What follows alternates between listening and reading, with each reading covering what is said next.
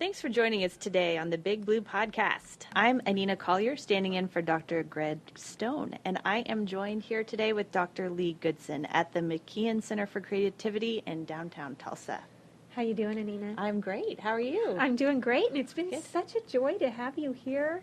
I mean, actually, I'm a guest in your facility, right? Because we're at the Center for Creativity, and you're here all the time because you run the show here. But this is the first time that you have co-hosted today. We're recording a few episodes of the Big Blue Podcast, and it's just been great to have you on air. Well, thank you. Yeah. It's been a blast. Yeah. I'm having fun. Great. And I am excited to speak with our guests today, Daniel Chaboya, ESL Program Director, and Pamela Chu, Associate Professor of Italian and ESL. Welcome. Thank you for having us. So glad you're here. So, a few months ago, you traveled to Honduras with Miguel da Corta, where you participated in a foreign language outreach project in partnership with OU Tulsa to support the ODECO Community Ethnic Development Organization. So tell us about the work that ODECO does and how you came involved with it, and just more about the project in general. Okay.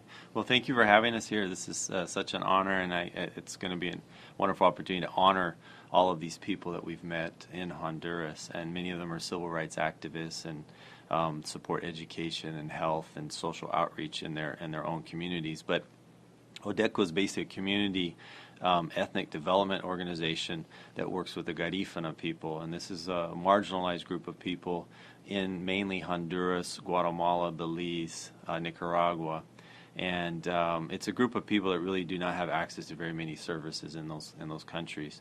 So in 2013, former Mayor Roger Randall approached me and said, I have this wonderful group of people that I want to bring over to you, and I work with him on various projects. And he said, I think you need to meet them. So we met with Dr. Celio Alvarez, who's a civil rights leader in the Garifuna community in Honduras, and he brought with him Ovilson Bermudez, one of the people that works with that organization. We sat down and talked about some things that TCC could do to help support them, especially with English language learning, and that's where it started. So tell us more about the Garifuna community. Why is it important for them to have access to English as a foreign language program? What are some of the goals they're trying to achieve for their people? Okay. Well, the Garifuna need opportunities for employment, and by offering many times improvement in language, they have a chance to work in tourism, because there are cruise ships that are stopping in the ports, also in hospitality, in the hotels, and then also our teachers. We want to be able to help teachers to improve on their skills. And I would say the Garifuna people are very,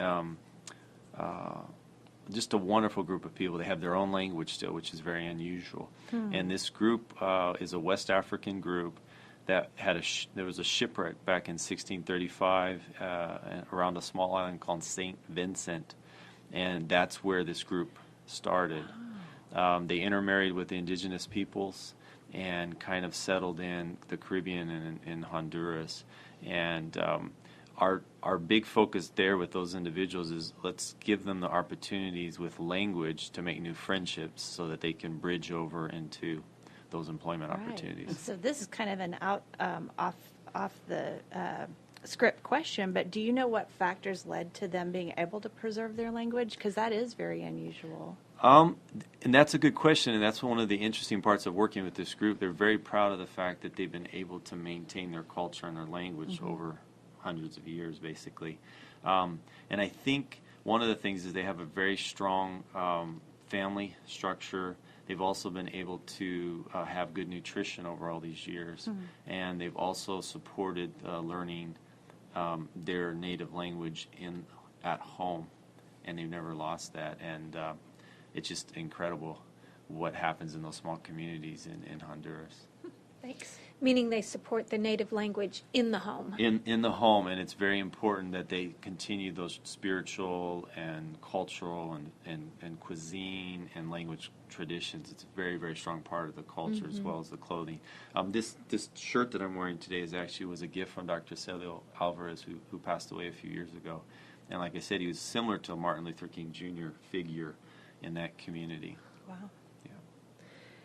Well, I'm Lee Goodson here with my co-host Anina Collier, and you're listening to the Big Blue Podcast. Our guests today are Daniel Chaboya and Pamela Chu, and we've been talking about Tulsa Community College's ESL program and its involvement in outreach activities.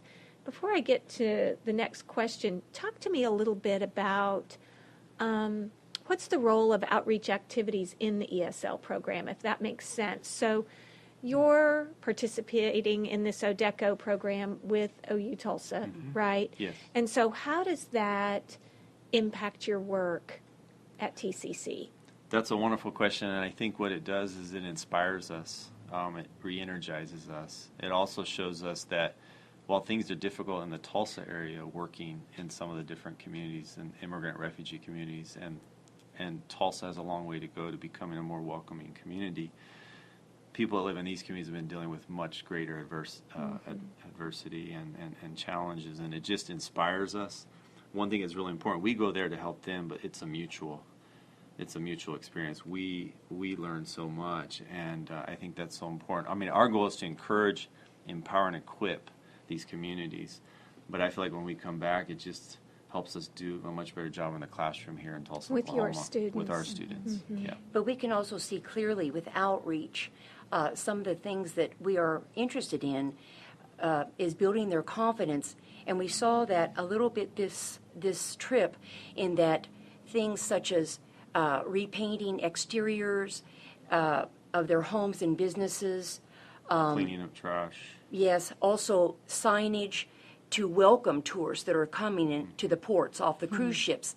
Signage just welcome to Punta Gorda, for example, gives them great pride. And There was a clear difference over the last 2 years. We've seen an improvement in this one community that we've been working in. yes. And has that community been one there's been several outreach efforts Yes. in that community, so there's been a specific concentration in that community to make, so it kind of shows you the power of The commitment and Right. the follow through, to where it's not just we stop in for 1 year and then we never see those individuals again. We actually have established a relationship with these communities, and we know the leaders and the people walking down the street. And so to translate that to TCC, these are sometimes the circumstances that some of your students have encountered? Definitely. Right. I think right Okay. now there's a lot of talk about people coming from Central America.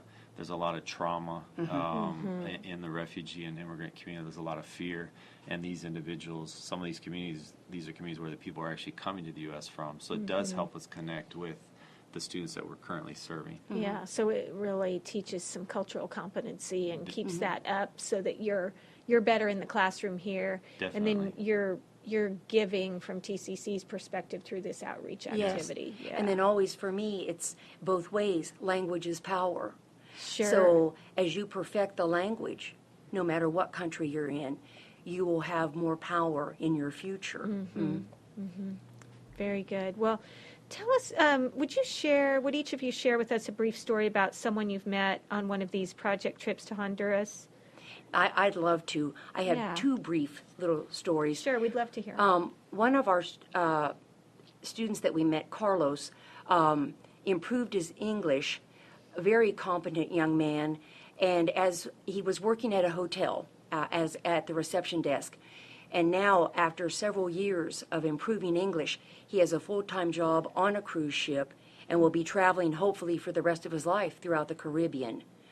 A second example is Catherine, who is a very seasoned teacher in middle school. She teaches English on the island, and she wanted to do something else to help her community, so she has opened a gym built by her husband and herself out of bamboo poles, and homemade weights, because not only is she working with teaching English, but teaching her community to better their health, better their lifestyle through fitness. So we got to Incredible. see a gym made out of bamboo poles. Yeah. And homemade weights. Yeah, it's just absolutely incredible, Yeah. the creativity that you find. I wanted to take an opportunity to honor Omar Swasso, who was the mayor, or was the mayor of Sambo Creek. His name, they call him Baba Clay, and that's an honor, and that title comes from Africa.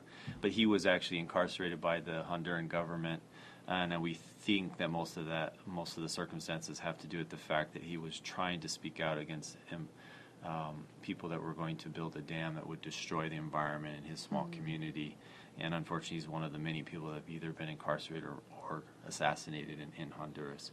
I learned a lot from him, the fact that he left his life in the United States because he had become a United citizen and went back to try to to protect and serve his community like his grandfather and his father had. And he may end up losing his life because of that decision. Oh, my goodness. Yeah. So a small delegation of TCC employees over the last few years have made this trip. But you're thinking that your support for future work may come in a different format. How do you envision that work continuing in the future, and where do you see us going with this? Well, I think They're pointing to each other for those of you Well, that we- are on we- the podcast. Well, Yeah, who wants to we go have first? so many ideas, but Yeah, I of think course. one thing that would involve more of our TCC community would be perhaps even our dental hygienist students or our nursing students have a chance to volunteer their services that are just so greatly needed as part of the program. Yeah, and I've thought about this. I know bringing in some of the business instructors, maybe to teach some marketing or different types of classes like that. We're looking at rotation between communities. Secretary of Education in Honduras wants us back. There's a Secretary of Education in Chiapas, Mexico, that wants us to open up a small program there, and then we also have interest from Colombia as well as Cuba. So there's a lot of different opportunities, but I think we want to look at continuing to support this relationship and look at some ways to rotate into other communities, maybe rotating every other year so that we can also serve other parts of the world. All right. So I just wonder if Dean Sividon and Dean Baston know that you were going to announce that on the radio show today. We'd like to get our dental hygienists and our nurses there today. You know what I mean? It's like, oh, they're going to listen to it and go, oh. I hope so. We I think hope so. about that, and Yeah. it's what's needed so Sure. desperately. Well, and just in any profession, especially now with, I think that what's the number in not that long, the majority population in Tulsa Public Schools will be Hispanic. And so Definitely. just in terms of language and familiarity and cultural familiarity and just being able to serve the community, how can that help both groups? Extremely important, the idea Right. of bilingualism, biculturalism, or Right. multiculturalism. Right. And that idea that we're all in this together, but we need to be able to understand the intricacies of each culture and Sure. language. Yeah. Good. Well, we've been having so much fun hearing about your work today, but now we're going to go back in time with the big question. And we want to know, if you could go back in time and give your 18-year-old self a piece of advice before you started college, what would it be? I see a gleam in your eye, Pamela. I want to hear from you first. That a college education can change and determine your future. And always remember that millions and millions of people all over the world are never going to have that opportunity. I think for me it was just looking back, I would tell my young self, learn more languages and travel more. That's great. That Good is advice for anybody. Both good. Yeah, both really good. You know, we're going to do a study. We talked about this last time in our last interview. Yeah, we're going to do a study. We're going to categorize the advice from everybody. It's going to be a qualitative study that we categorize. Okay. That sounds awesome. I know. Okay. Well, as soon as it's finished, we'll publish it and we'll cite our sources, which will be you. I Okay. love it. Yeah. I love it.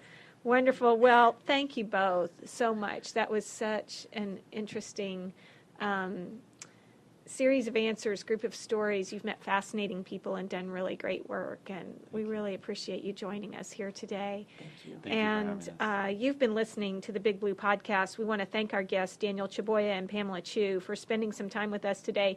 And we want to thank you for listening. Remember, you can catch the Big Blue Podcast each week in the week at TCC and on the Creativity channel at YouTube. And Nina, thank you so much for joining me. Thank you so much, yes, Dr. Goodson. and we'll see you next time. Thanks. Thank you. Thank you.